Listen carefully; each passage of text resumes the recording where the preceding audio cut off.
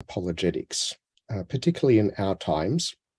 We think of the new atheists, we think of the more strident voices that speak against the Christian faith, and how can we respond to them? And of course, as Eastern Christians, as Orthodox Christians, we look to the past, we look to our tradition, we look to the first apologists in order to see how they went about their apologetic work in order for us to gain certain principles. So that's basically what I'm going to be doing today. I'm going to be addressing the problem and then, setting out the problem and then addressing it in what I hope is the beginnings of a sketch of an authentically Eastern Christian approach. And I'll explain what I mean by that shortly. What is the problem? Well, in 20 minutes, I can only give headlines. So basically, we see a trend in the West where adherence to mainline religions is falling precipitously. We see that in the Australian census figures in the last 15 or 20 years. We see it in the sort of attitude that people have towards religious people. We heard Father Shenouda's talk last night, which mentioned that apparently the American Greek Orthodox Church is suffering a precipitous decline. It's losing members at a very fast rate and shrinking, and it's basically a crisis. I don't think it's as bad here in Australia for various reasons, but certainly in our own experience, and I think many of you would agree with me, that not only is it becoming more and more necessary for us to try and explain our faith to those outside of the church, but even just to keep our own people within the church comfortable with their faith.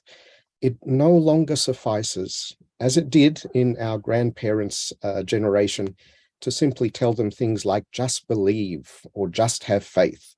We actually need to have reasons. We have to engage with the challenges of the world which are around us. And to help us to do that, there's a lot of stuff in English. There's a lot of stuff by apologists like William Lane Craig and John Lennox and so on, that come from Catholic and Protestant sources. And a lot of them are very, very good. But they also have problems for us as Orthodox Christians, in that the faith that they're defending is in some ways substantially different, important ways when we're talking apologetics, to the faith that we have. So as Father John Bear posed it in a talk a few years ago in Sydney, which God is it that you are defending? That's really important. So if we simply go along as we are at the moment, if we simply just trust that God's going to solve the problem somehow, without a strategy, without actually addressing the real issues that are going on, we are, as they say, planning to fail. If you fail to plan, you're planning to fail. Now, I'm not going to suggest that we need to invent a whole new Eastern Christian apologetic from scratch. We have a lot of very useful stuff already out there that comes from Western sources. But we can't simply copy-paste Western apologies, which, after all, are apologies for Western theology, some of which, particularly from corners like Calvinism, I would certainly not want to defend. In fact, I would be on the atheist side if I'm talking to a Calvinist in that sense. So, just as in Sunday school, historically, there was a time when the church basically copy-pasted whole curriculums from Presbyterian Sunday schools. That did not work out well.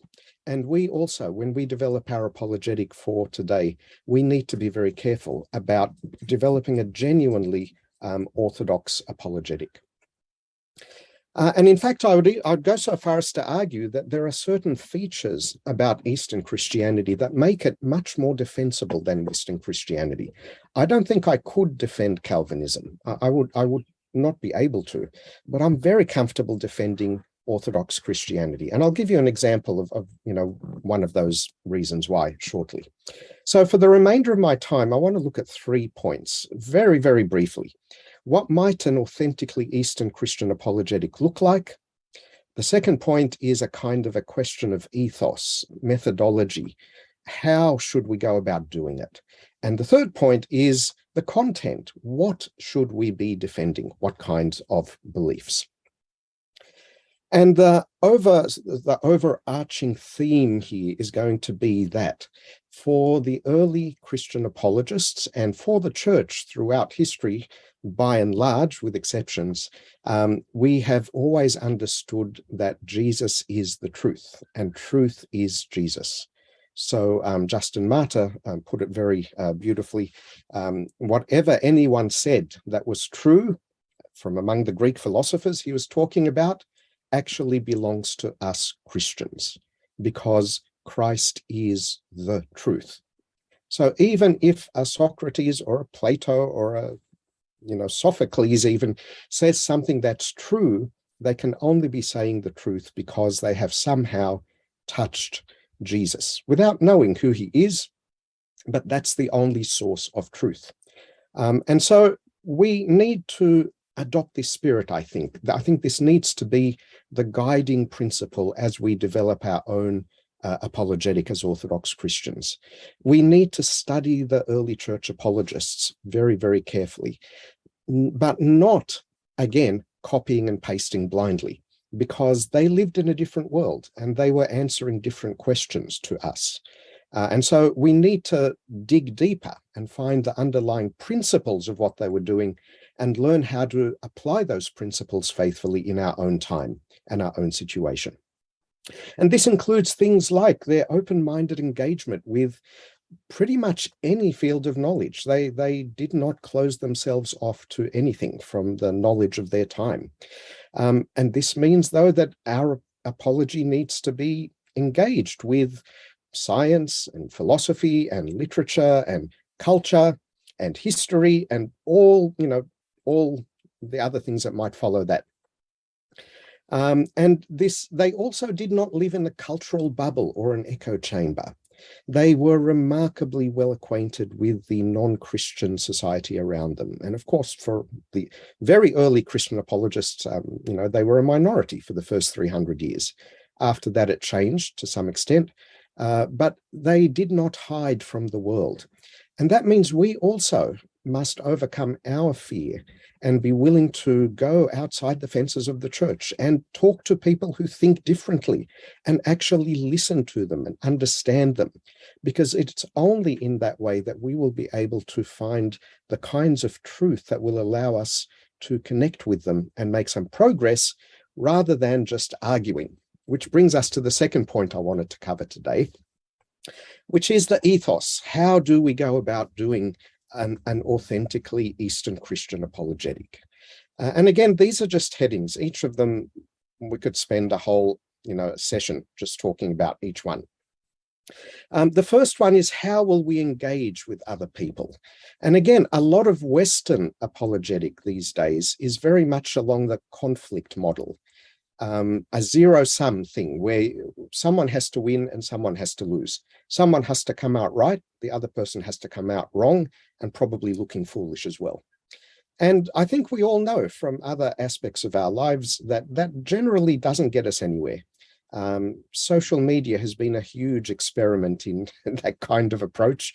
And I think most people would agree it has failed to achieve any kind of deepening of knowledge or discovery of truth, growth of the person.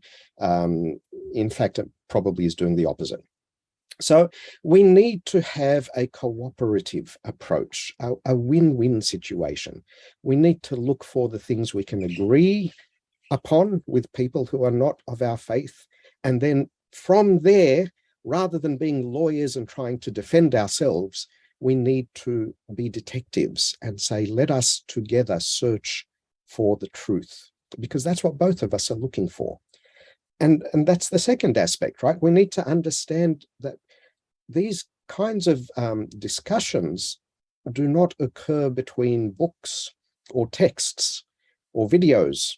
They occur between human beings, and human beings are weird and wonderful creatures.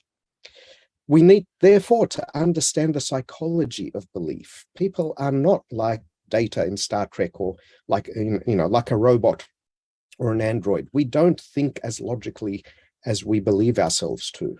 There are a lot of biases and pre-assumptions. There are interpersonal factors. There's things like ego and pride and tribalism. There's culture and how you were brought up and how difficult it is to let go of a culture that you're secure with, or a belief system that you grew up with and is the foundation for your life in this world. So we have to keep all of that in mind. Arguments, purely rational arguments, are not enough. If we are to genuinely seek the truth, which is Christ, we're going to need to use other approaches apart from merely rational argument. Which brings us to the third point, this idea of what I'm calling holism. So I don't mean that in a, airy-fairy, new agey sort of way.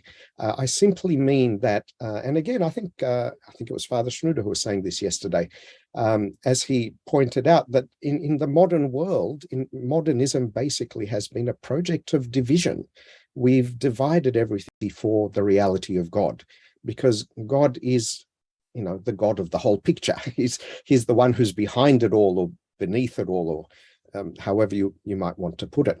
So it's a really important mindset change, a paradigm shift, to kind of overcome this reductionism of modern thought. And that can often be one of the biggest obstacles in trying to make any progress in apologetics. And to get people to come back and to realize the harm that reductionism can cause. And you might notice there that down the left in pink, I've got three, which are three very basic Christian virtues. And it turns out that the best approach to apologetics is basically the best approach to simply living as a Christian in this world. We need love, right? To engage with people with love. We need to do that with humility, understanding our own limitations and being respectful of the limitations of others. And we need to seek truth, as difficult as that may be for us, and as different as it may be to the way that we normally think. So love, humility, and truth are crucial. And the third point that I wanted to just touch on today is content. What is it that we are actually defending? Now, of course, there's a lot of stuff that Protestant and Catholic apologists defend that we would be equally comfortable in defending. But there are also some important differences. One of them being, as I said, the approach, the way we think about the world. It is often an assumption of Western apologies that the world is divided, sacred from secular, and so on, all those divisions I was talking about before. And that actually handicaps the apologist in a lot of ways. We have two because speakers in it this is one session. of the chief foundations so of each the speaker atheistic will have, worldview. In many 20 ways, minutes we to could present never have their paper. had a kind of a popular atheism unless that step had first been taken. It's only when you divide the secular from the sacred that it becomes possible to remove one of them, the sacred. So long as they're united as one, you can't get rid of the sacred. It's part of reality. So that's a really important aspect. And one of the ways in which this plays out is in the idea of God, how we talk about God. The talk yesterday about transubstantiation by Father Gregorius, I found fascinating because it is an example of early Western thinking that begins to rationalize something that should never be contemplated as understandable by the human mind. Aquinas and his friends employed Aristotelian metaphysics to, talk about substance and accidents and come up with an explanation of how the bread and wine become body and blood. And there, the Eastern Christian would be pulling out whatever little hair they have left and saying, no, no, no, no, no, you cannot talk about a divine mystery in that way. You simply cannot do that. Once you define God in human terms, then you present a target that can easily be demolished. If new atheists think that they are, successfully demolishing the idea of God, that a Protestant puts up. In some ways, they may be right. But the problem is not that God does not exist. The problem is that God is not that God. He is not a God that can be captured in human language and limited in that way. And once you do that, you have a shadow of God. And that can be so much more easily dismissed than the reality of the mystery of God. As Evagrius of Pontus said many centuries ago, God cannot be comprehended by the mind. For if he falls into being comprehended, he is certainly not God. Any God that you can describe and then defend is not God. He's not the God we believe in. And that presents its own issues and difficulties in talking to a rational Western mind, because they'll think that you're just trying to avoid the issue or wheedle out of an argument or whatever. But it actually is incredibly logically coherent. And it is the only way that we could think about God in a way that respects the reality of God. And therefore, I think it's the only defensible approach to speaking about God. And that is something you don't find very often in Western apologetics. Now, some Eastern Orthodox thinkers of the last 100 years have treated the whole project of apologetics in the West with a great deal of suspicion. And they've taken the kinds of ideas of mystery and apophaticism that I've been talking about to some extreme, I would say. And they basically want to reject any kind of rational or objective argument for the existence of God. As one of them said, I forget who it was, I tried to look it up, but I couldn't find it. Either a person catches fire or he does not, right? So either you encounter God and fall in love with him, or you don't. And thank you for giving me, Father. It's 20 minutes over, and you can just cut short your speech. Lovely, thank you. I'll just conclude in about 2 minutes, and then we'll open it up. Thank you for that. Yes, but I want you to just think about, that is probably true, but just think about how the modern non-Christian mind, or even the young Christian mind, when they hear that, what are they hearing? They're saying you have no reliable evidence for God according to the, sorry, my dog's barking. You have no reliable evidence for God according to the assumptions of Western thought. And we know that the mind plays all kinds of tricks. When you say you've experienced God, how do we know that's not a hallucination, or, you just want it, wish fulfillment or whatever? And therefore they say you actually have no reason to believe in God. And I think we need to find a sort of a middle course between that excessive reliance on rationalism and reductionism on the one hand, but also avoid the excessive rejection of reason, which comes from certain corners of the East, and seek the truth by bringing the two together, reason and mystery, and developing with truth, humility, and love, a genuine, authentically Eastern and Orthodox and ancient Christian apology that works in the modern world and speaks the language and engages with the modern world. And to finish, I'd just like to remind you that the most powerful Christian apology has never been an apology expressed with words. And if we go right back to our Lord himself, St. Athanasius writes so beautifully on the Incarnation, that by what seems his utter poverty and weakness on the cross, he overturns the pomp and parade of idols and quietly and hiddenly wins over the mockers and the unbelievers to recognize him as God. If an apologist lives in love and humility and truth with sincerity, and genuinely in that spirit seeks truth with others, I think then we will have the most powerful apologetic for the world to come that we could possibly have. I was going to read you a nice poem by C.S. Lewis, but our time's run out, so I'll stop there. Thank you very much.